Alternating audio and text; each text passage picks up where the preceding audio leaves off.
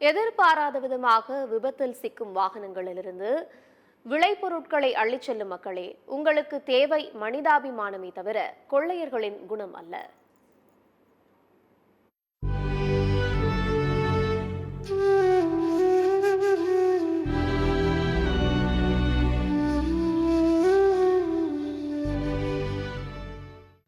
உழுவதும் உழைப்பதும் பிறவி பெருங்கடன் என எண்ணி நமக்கெல்லாம் உணவை உற்பத்தி செய்து கொடுக்கிறார்கள் நமது உழவர்கள். மழை வெள்ளம், வறட்சி, ஆட்கள் தட்டுப்பாடு, செலவு அதிகரிப்பு என பல நெருக்கடிகளுக்கு மத்தியில் வியர்வை சிந்தி உழைக்கும் உழவர்கள் இல்லை என்றால் நமக்கெல்லாம் உணவில்லை. அதிக வாடிக்கையாளர்களை கொண்ட ஒரே தொழிலான வேளாண்மையை செய்யும் உழவர்கள்தான் இன்றைக்கும் கடனில் தத்தளிக்கிறார்கள். எப்படியாவது கடனிலிருந்து வெளியேறி விடுவோமா என்ற நம்பிக்கையுடன் நமக்கான அரிசி, காய்கறிகள், பழங்களை விளைவித்துக் கொண்டிருக்கிறார்கள். அந்த விளைபொருட்களை ஏற்றிச் செல்லும் வாகனங்கள் எதிர்பாராத விதமாக விபத்தில் சிக்கினால் விளைபொருட்களை அள்ளிச் செல்வதற்கென்றே மக்கள் கூடிவிடுகிறார்கள். ஆனால் அதற்கு பின்னால் உழவர்களின் உழைப்பை அறிவதில்லை.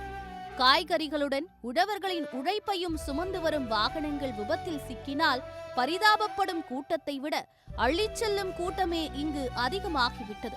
அரசிடம் இலவசங்களை வாங்கி வாங்கி பழகிவிட்டீர்களோ என்னவோ. விபத்தில் சிதறி கிடப்பது காய்கறிகள் மட்டுமல்ல, அதை விளைவிக்க உழைத்த உழவர்களின் வாழ்வாதாரமும் தான். ஜப்பான் போன்ற நாடுகளில் வாகனங்கள் இதுபோன்று விபத்தில் சிக்கினால் அங்குள்ள மக்கள் மீட்பு பணியில் ஈடுபட்டு காய்கறிகளை சேகரித்து ஒப்படைக்கிறார்கள்.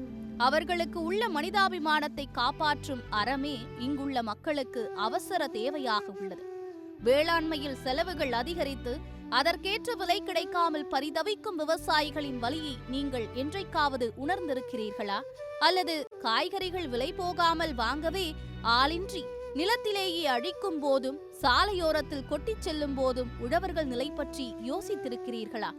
இப்படி விபத்தின் போது காய்கறிகளை அள்ளிச் செல்லும் மக்களே, உங்களுக்கும் வழிப்பறி கொள்ளையர்களுக்கும் பெரிய வித்தியாசம் எதுவுமில்லை. விபத்தை ஏற்படுத்தியோ அல்லது மிரட்டியோ வழிப்பறி செய்பவர்களை கொள்ளையர்கள் என்று கூறுகிறோம். விபத்தில் சிக்கிய வாகனத்திலிருந்து விளைபொருட்களை எடுத்துச் செல்லும் நீங்களும் கொள்ளையர்களே. உங்களுக்கு மனிதாபிமானமும் அறமும் இருந்தால் விபத்து நடந்த இடத்தில் மீட்பு பணி செய்வீர்கள். இப்படி காய்கறிகளை அள்ளிச் செல்வதிலேயே கவனம் செலுத்தும் நீங்கள் உங்கள் அடுத்த தலைமுறையினருக்கு என்ன செய்தியை சொல்ல வருகிறீர்கள்? விபத்தால் சாலையில் சிதறும் காய்கறிகள் மட்டுமின்றி அதில் எந்த பொருளாக இருந்தாலும் அவற்றை சேகரித்து திரும்ப அவர்களிடமே ஒப்படைத்து உங்களின் அடுத்த தலைமுறையினருக்கு நல்ல செய்தியை கடத்துங்கள். மாற்றம் என்பது வானத்திலிருந்து வந்துவிடாது, உங்களிடமிருந்து உருவாகட்டும். சத்தியம் செய்திகளுக்காக ஃப்ரைடே ஃபார் ஃபார்மர்ஸ் இயக்கம்.